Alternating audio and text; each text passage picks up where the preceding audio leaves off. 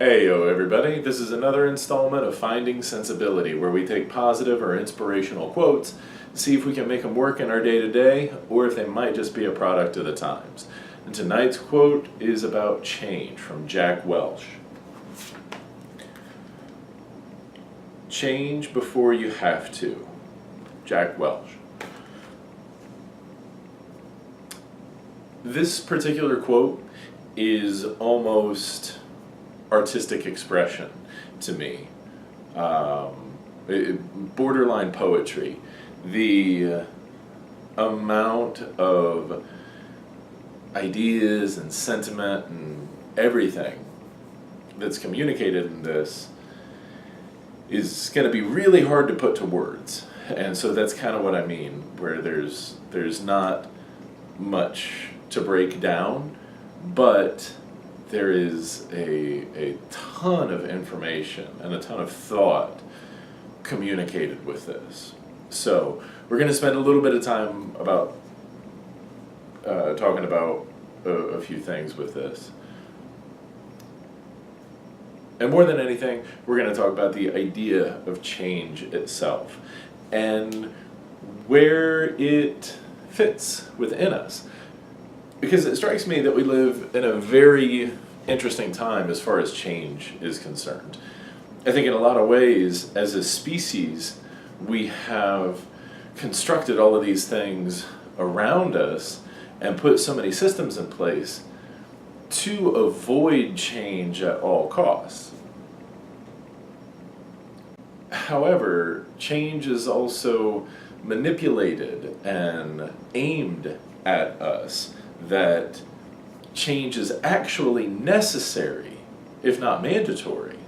And so, on one hand, I'm going to say our biology is moving us to get to a place where we don't have to make any changes. However, our culture and our society and our ethics are telling us that change is essential and it almost needs to happen every day. And so we find ourselves at odds with a lot of these things, where we try to plant and we try to make a family and we try to keep that family and we try to keep those safe connections to protect our family and to protect our home and all of that with a community. But on the other hand, we are expected to update everything constantly. In addition to reevaluating our lifestyle, our ideologies, our opinions, we're expected to change almost everything throughout the course of our lifetime. And how do we reconcile that? And that takes us almost to our quote, change before you have to. If we have any advantage as far as utilizing change, whatever that may be, it's the access to information that we have, not just opinions. We have the ability to find a fact and any number of ways to either confirm it, denounce it, or reevaluate it. So, if anything, we live in a time where change can be more in our hands than anything else, where we can get ahead of unexpected course corrections or anything like that, to be a little more shifting in what we do rather than having to make abrupt changes.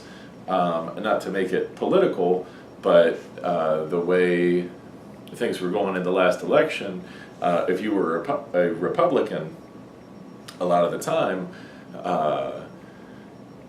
a lot of the people I talked to did not support Donald Trump before the primary, and kind of just had to change their position once he won the primary. Nobody wanted him to win, but when he did, they were forced to change. And that's not for better or worse, that's just kind of a more recent example and a larger scale example. That if you get out in front of it, maybe you can switch parties entirely, altogether. Or you can at least be more familiar with the candidate who ended up winning the vote, so that you're not quite as taken aback, you're a little more prepared for the adjustment.